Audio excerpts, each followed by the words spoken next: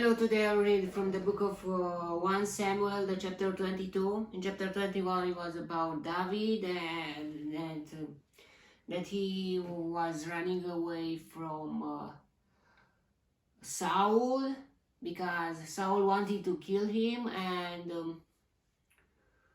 David arrived at the Philistines at Gath, and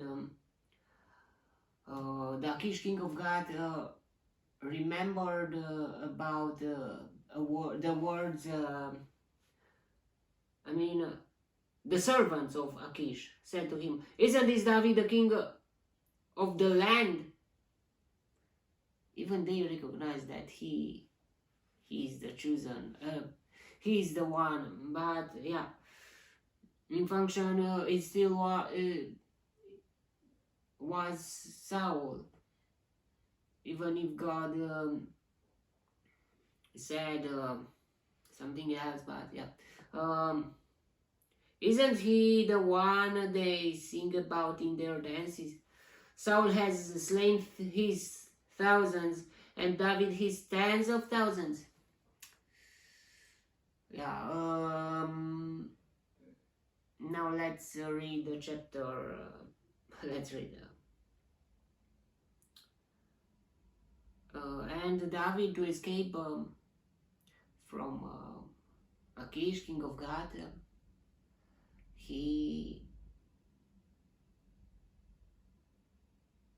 was afraid, and he pretended to be insane in their presence, and somehow he escaped. Now let's read the chapter 22. David left Gath and escaped to the cave of Adullam.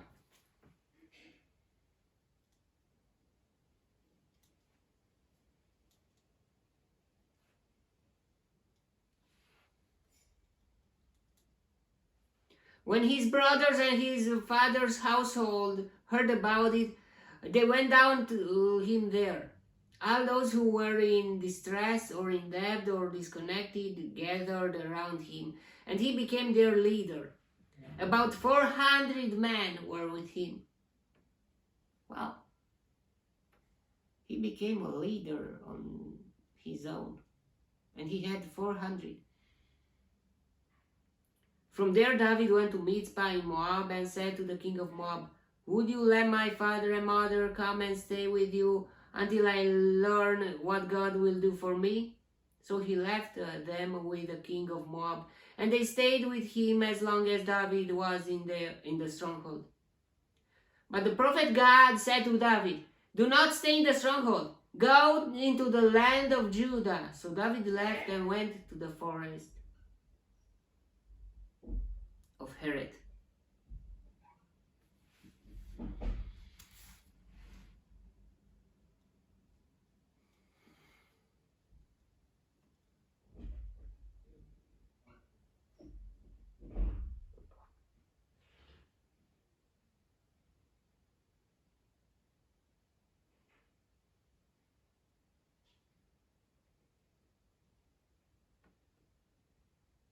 Interesting. He told to the king of Moab that to protect his family. "Would you let my father and mother come and stay with you until I learn what God will do for me?"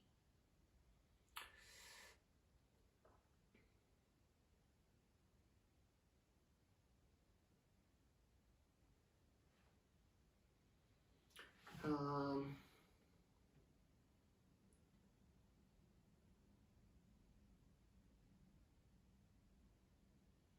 it is not an easy thing to be a king, or be a king like David. I mean, a future king that the king is following you and want to kill you, and you should protect your family too, even your parents and your.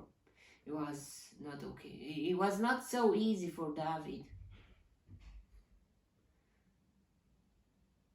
God, why did you anointed me? I mean, to have this on my back, to have this enemy on my back, and for how long?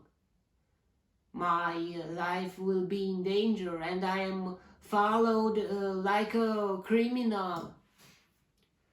And it's not 1 day or 2 days, it was years. I don't know how many years.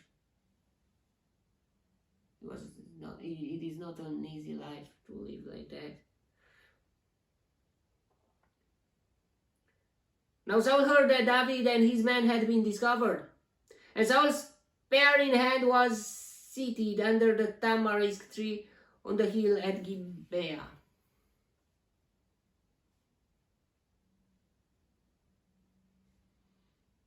With all his officials standing around him, Saul said to them, "Listen, men of Benjamin, will the son of Jesse give all of you fields and vineyards? Will he make of you commanders of thousands and commanders of hundreds? Is that why you have all conspired against me? No one tells me when my son makes a covenant with the son of Jesse. None of you is concerned about me or tells me that my son has incited my servant to lie in wait for me as he does today." To lie in or wait, yeah. But Doeg the Edomite, who was standing with Saul's officials, said, "I saw the son of Jesse come to Ahimelech, son of Ahitub at Nob. Ahimelech inquired of the Lord for him. He also gave him provisions and the sword of Goliath the Philistine." It was like Ukraine. Everyone is suspicious. Even your friends, even your, I don't know if even your family. You don't know who can you trust or not. Who is enemy or who is friend.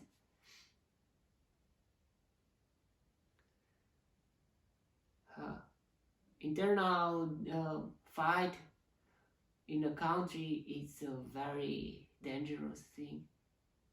You can't trust no one, and the restrictions become very high, and it's weird.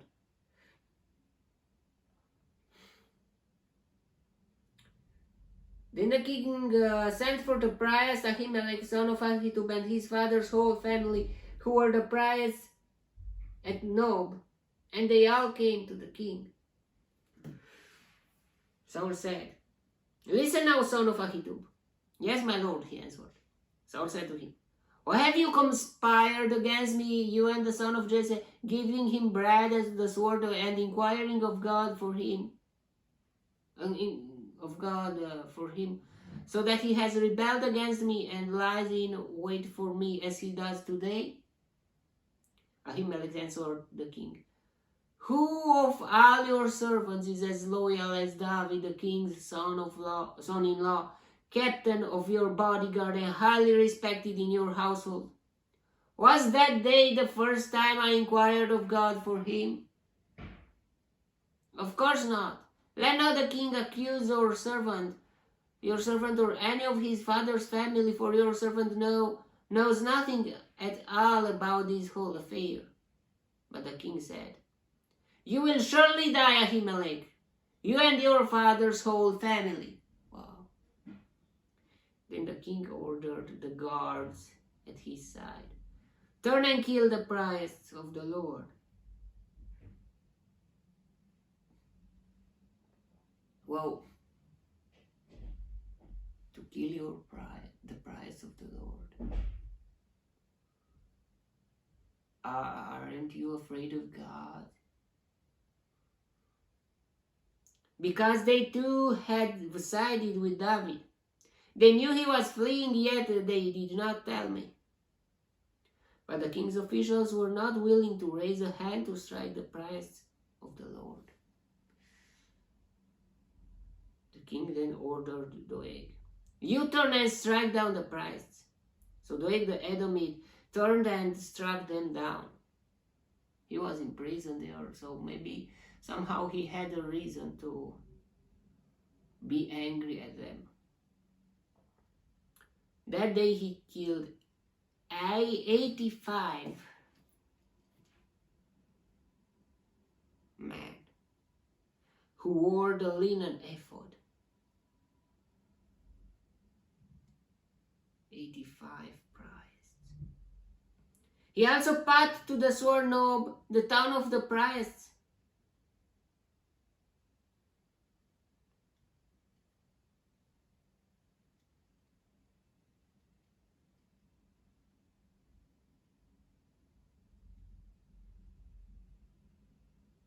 With its men and women, its children and infants, and its cattle, donkeys and sheep. Whoa, whoa, whoa, whoa. Like he learned from a God that that he should do that to the Philistines, but he did that to the servants of the God, to the priests of the God, because they have sided with David. They have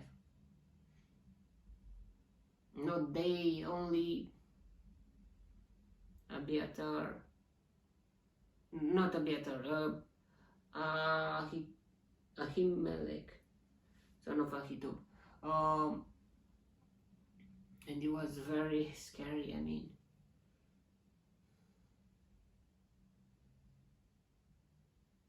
what are you doing? I mean, you kill your own priests.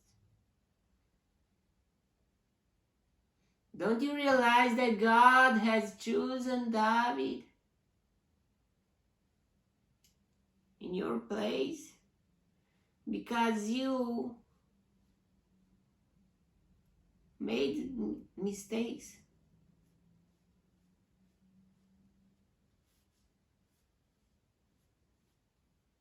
And Saul is falling down and down, more deep, more down.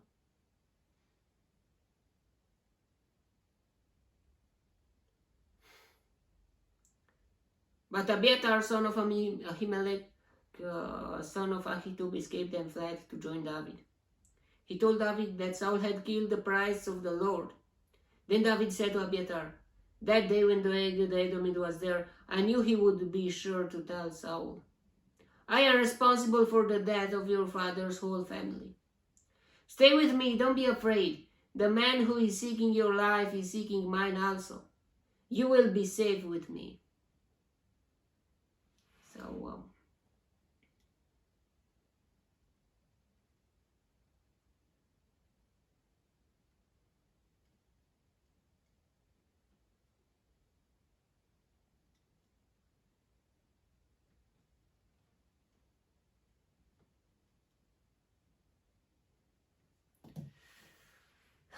it was very scary. I mean,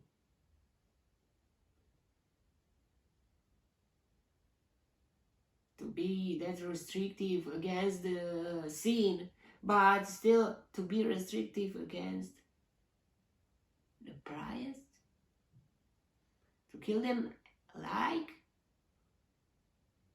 the people, like the Philistines, to kill the saints like the Philistines, even the children and infants and its cattle, the donkeys and sheep. Was let's say it wasn't enough to kill only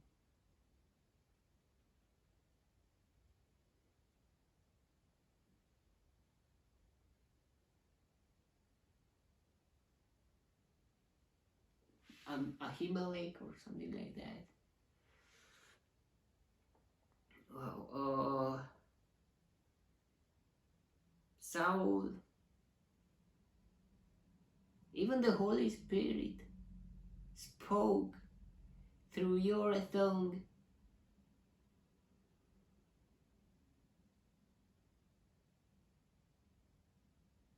And now, what are you doing? You kill the priests? You have no mercy at all?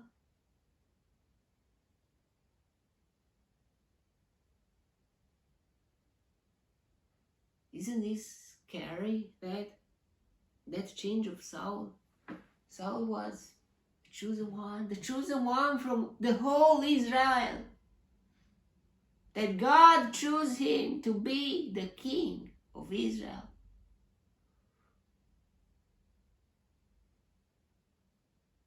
But he failed. Failed once, failed twice. And deeper.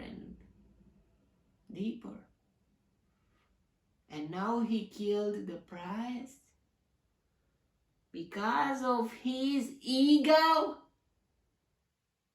Yeah, an ego. It's like your pride, your ego can be your destruction. Look at Saul. Saul is the one that you see that. What means to be a selfish person? To think about yourself, your image, and you don't care about anymore about anything else. Yeah, but if your image, and if you were thinking like, but it was not about just image. It was about jealousy. And not jealousy, a good jealousy. It was about a bad jealousy. He couldn't accept that David is his replacement. He never accepted that. And look what he is doing. He is controlled by his emotions. And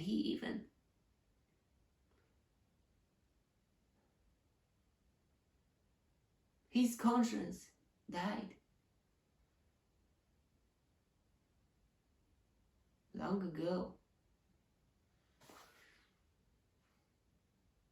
It is very, very sad,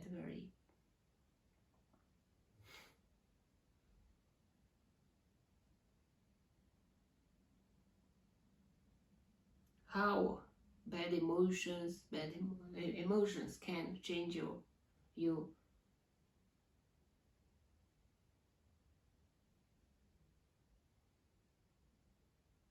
Okay, that was the chapter.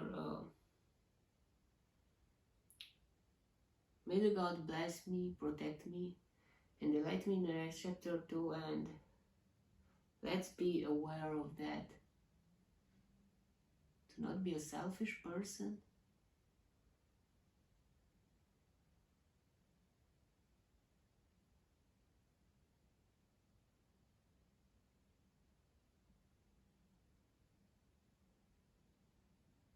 To think clear always.